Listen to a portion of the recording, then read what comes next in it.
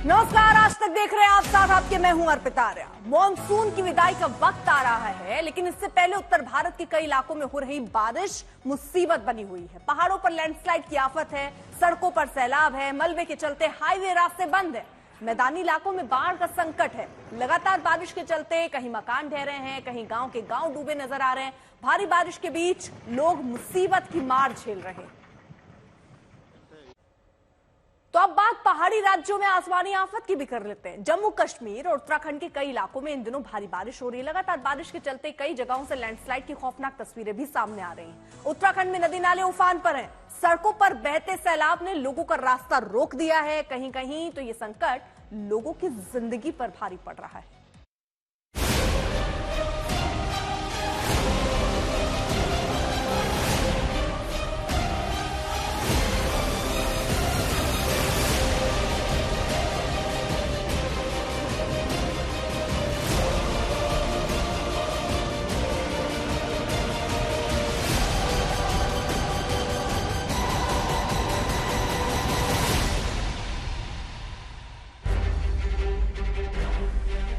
आधा सितंबर बीतने को है, लेकिन मॉनसून का सितम कम ही नहीं हो रहा।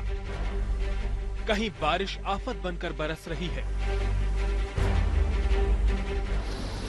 कहीं सड़कों पर सैलाब उफन रहा है, तो कहीं लैंडस्लाइड का खौफनाक मंजर दिख रहा है।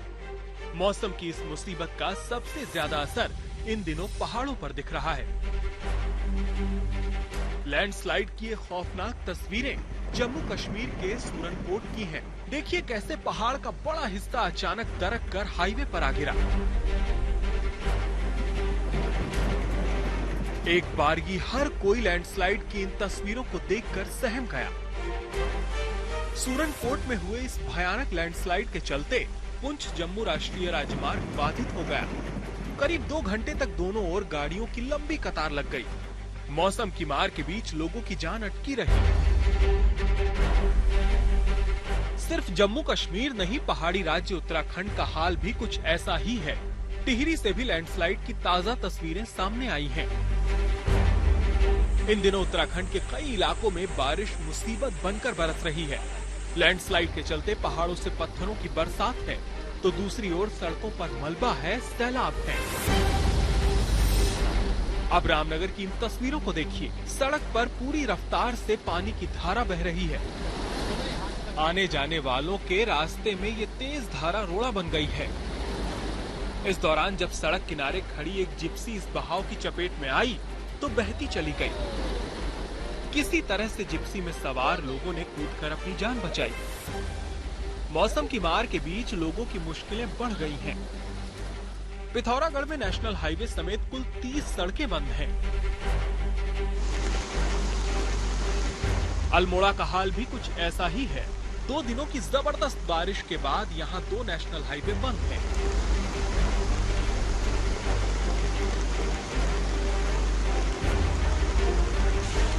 वहीं जिले के लमगड़ा इलाके में भारी बारिश ने राजकीय बालिका इंटर कॉलेज में तबाही मचाई है। दीवार धंसने से कॉलेज की बिल्डिंग को काफी नुकसान पहुंचा है। टिहरी जिले में पिछले 3 दिनों से भारी बारिश हो रही है। टिहरी से गुजरने वाली भीलगंगा, बालगंगा, नेलचामी और भागीरथी नदी समेत तमाम नाले उफान पर हैं। जगह जगह से भूस्खलन की तस्वीरें सामने आ रही हैं। ये तस्वीरें घनसाली की हैं, जहां सड़क पर मलबा आ गया है। दर्जनों गांवों का जिला मुख्यालय सहित मुख्य बाजारों से संपर्क पूरी तरह कट गया। उत्तराखंड के बागेश्वर में भी भारी बारिश से जनजीवन अस्त व्यस्त दिख रहा है। दुकानों में बारिश का पानी घुसने से दुकानदार लाखों के नुकसान का दावा कर रहे हैं। बागेश्वर में सरयू और गोमती नदियां उफान पर हैं। पिछले 2 दिनों से लगातार हो रही बारिश की वजह से स्कूल बंद कर दिए गए हैं। बारिश की वजह से 30 से ज्यादा गांवों का संपर्क मुख्यालय से टूट गया है। बागेश्वर में सबसे ज्यादा नुकसान कपकोट इलाके में हुआ है, जहां 10 से ज्यादा सड़कों पर मलबा आने से आवाजाही प्रभावित रही। पूरे प्रदेश के कई इलाकों में भारी बारिश मुसीबत बनकर बरस रही है। नदियां उफनाई हुई हैं। ऋषिकेश के घाटों पर सुरक्षा के लिए चेतावनी जारी की जा रही है। रात हमें 10:30 बजे कोतवाली से सूचना मिली थी कि पानी श्रीनगर डैम से पानी छोड़ा गया है। हमने रात ही अनाउंसमेंट किया। रात 2 बजे लगभग वार्निंग लेवल पार कर गया, 2-2:30 बजे। अभी भी वार्निंग से ऊपर ही चल रहा पानी। हम बराबर कल रात से लगातार मायाकुंड से लेके और आस्था जितने भी संवेदनशील घाट है, सार्वजनिक घाट जहाँ पे स्नान करते हैं लोग, वहाँ पे कि स्नान ना करें या सुरक्षित जगह पे स्नान करें। सार्वजनिक घाटों पे पानी के अंदर बिल्कुल ना जाएं। छोटे बच्चों व बुजुर्गों का हाथ पकड़ के स्नान करवाएं ताकि कोई बड़ी दुर्घटना ना हो। राज्य में भारी बारिश और उससे हो रहे नुकसान पर मुख्यमंत्री पुष्कर सिंह धामी ने बैठक कर हालात की समीक्षा की। उत्तराखंड में मौसम विभाग ने कुछ जिलों के लिए बारिश का रेड अलर्ट घोषित किया है। ऐसे में जाहिर है कि इस आसमानी आफत से उत्तराखंड के लोगों को जल्द राहत मिलती नहीं दिख रही है। आज तक ब्यूरो। लगातार बारिश के चलते उत्तर प्रदेश में नदियां उफान पर हैं। कई शहरों में घाट पानी में डूब चुके हैं। शहरी इलाके पानी से घिरते दिखाई दे रहे हैं। नेपाल से सटे तराई इलाकों में सबसे बुरा हाल है। गांवों में बाढ़ जैसे हालात हैं। फसलें बर्बाद हो रही हैं। लोगों पर बारिश भारी मुसीबत बरसा रही है।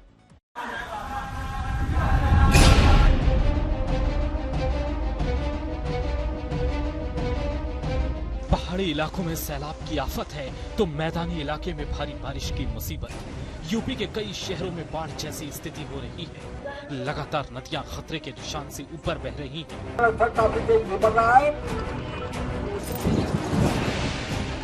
सबसे पहले आगरा से आई इन तस्वीरों को देखिए। मूसलाधार बारिश के बाद ताजमहल के बगीचों में पानी भर गया। ताजमहल के मुख्य गुंबद के सामने बने बगीचे में लबालब पानी भर गया। ताजमहल घूमने गए किसी सैलानी ने इसका वीडियो बनाकर वायरल कर दिया। लगातार बारिश के बाद प्रयागराज में उफनती गंगा और यमुना नदी के जल से लेटे हुए हनुमान जी का महास्नान हो रहा है और इस बीच मंदिर में लगातार मंत्रोच्चार हो रहा है। बीते कुछ दिनों से हो रही बारिश में प्रयागराज में गंगा और यमुना नदी उफान पर है। प्रयागराज में घाटों पर पानी भर गया है। घाटों के किनारे बने मंदिरों के द्वार तक नदियों का पानी पहुंच गया है। इन दिनों बारिश का सबसे ज्यादा असर यूपी के तराई इलाकों में दिख रहा है। ये तस्वीरें बहराइच की हैं, जहां करीब 4 दर्जन गांवों में बाढ़ जैसे हालात हैं। लोग मुसीबत के सैलाब के बीच घिरे हुए हैं। दरअसल नेपाल में बीते 3 दिनों से हो रही बारिश का असर बहराइच के कई इलाकों में दिख रहा है। सरयू और घाघरा नदी में पिछले 24 घंटे में 10 लाख से ज्यादा क्यूसेक पानी आ चुका है, जिसकी मार बहराइच के 3 तहसील के लोगों को झेलनी पड़ रही है। मेरे यहाँ आज लगातार तीसरा दिन है। बाढ़ का कहर जारी है, जिसमें मेरे ग्राम सभा के मजरे के संपतपुरवा, रामपुरेतिया, धर्मपुरेतिया, नौकापुरवा, गौड़ी, बद्रीपुरवा, भैंसा बुढ़ना, धनिया बेली, नयापुरवा बाढ़ से बहुत ही जिंदगी बेहाल है। उधर बहराइच से सटे लखीमपुर खीरी में लगातार हो रही बारिश के कारण एक घर की दीवार गिर गई। इस हादसे में एक शख्स की जान चली गई। यूपी के पश्चिमी इलाके में भी लगातार बारिश जारी है। अमरोहा में बारिश ने लोगों की मुश्किलें बढ़ा दी है। अमरोहा में घर गिरने से एक बच्चे की मौत हो गई, जबकि 10 लोग घायल हैं। औरैया में जानवरों को चारा डालने गई महिला के ऊपर छत गिरने से उसकी मौत हो गई। झांसी में जोरदार बारिश ने किसानों की सैकड़ों एकड़ फसल बर्बाद कर दी है।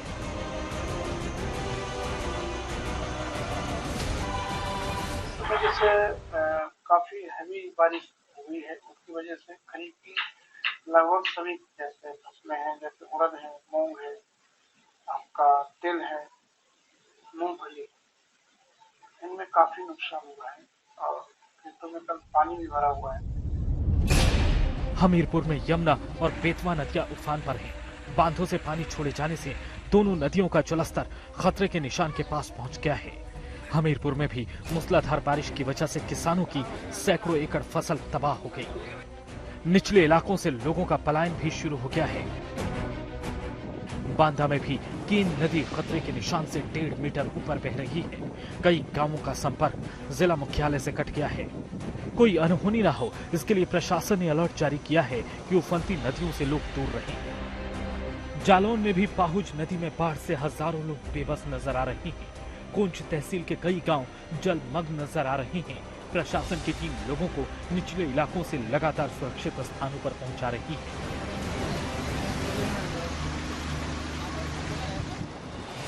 अलीगढ़ में भी मूसलाधार बारिश की वजह से शहर में कई जगह पानी भरा दिख रहा है।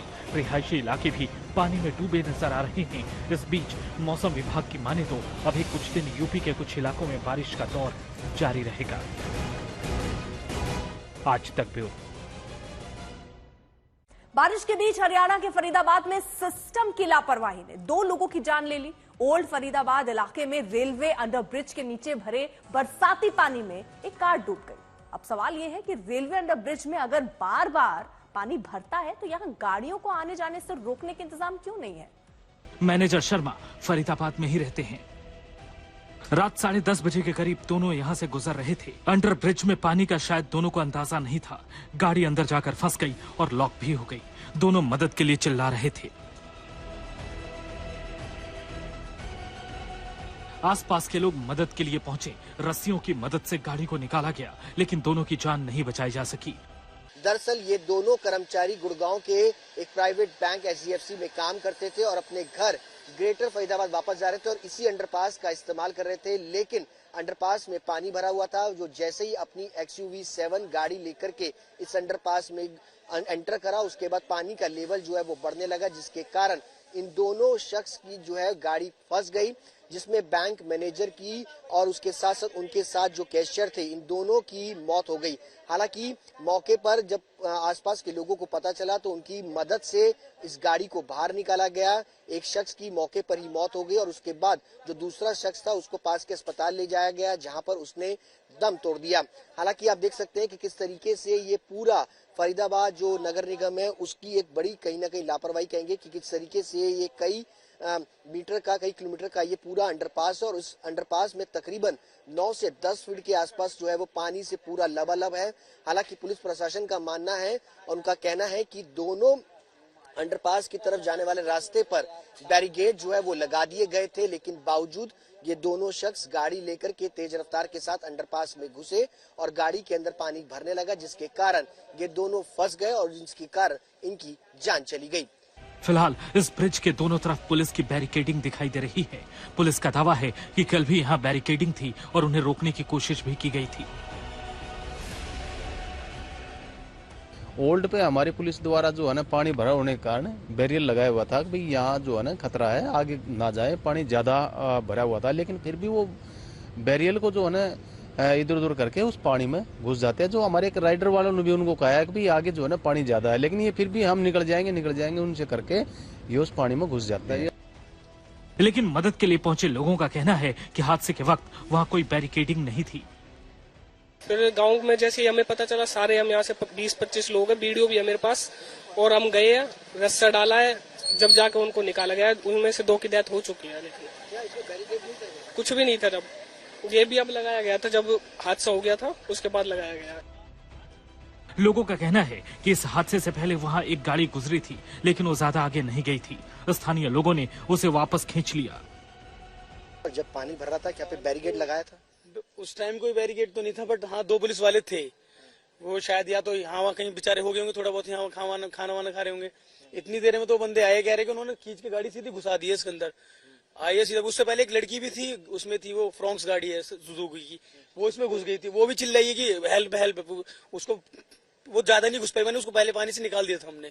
उस बेचारी की गाड़ी पूरी खराब हो गई थी, फिर उसकी गाड़ी को टॉर्च करके यहाँ तक करवाया हमने। फिर उसके बाद तो घर गया हूँ, तब तो दोबारा ये कांड हो गया है। स्थानीय लोगों का कहना है कि रेलवे अंडरब्रिज में हर बारिश के दौरान ऐसे हादसों का खतरा बना रहता है।